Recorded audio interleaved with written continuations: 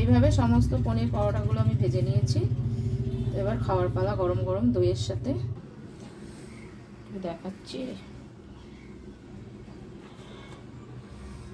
এই দেখুন পুরো পনিরে ভর্তি, খুবই গরম। এই যে দেখতে কতটা সুন্দর লাগছে এবং খুবই সফট। বাবা খুবই গরম।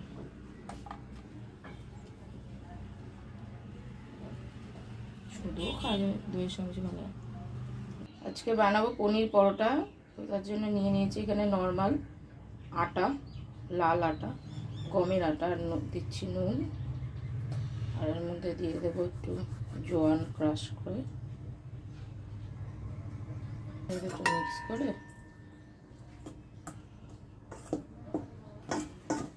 এবার নর্মাল যেরকম জল দিয়ে আটা মাখে সেরকম আটাটা মেখে নেব।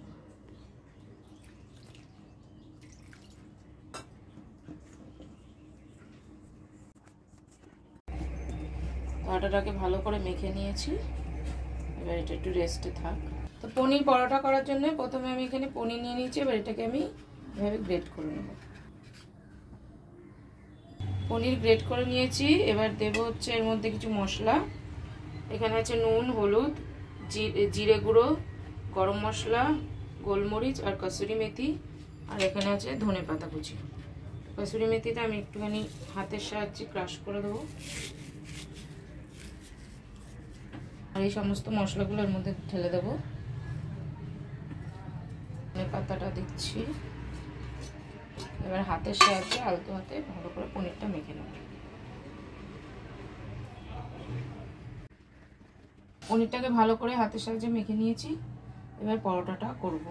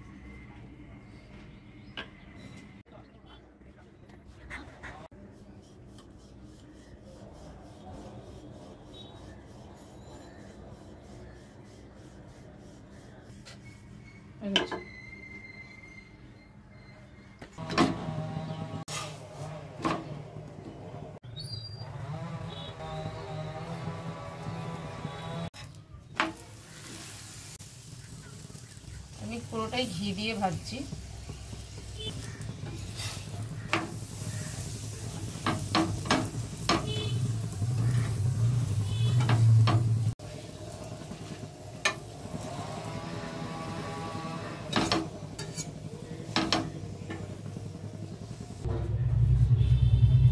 এইভাবে সমস্ত পনির পরোটাগুলো আমি ভেজে নিয়েছি।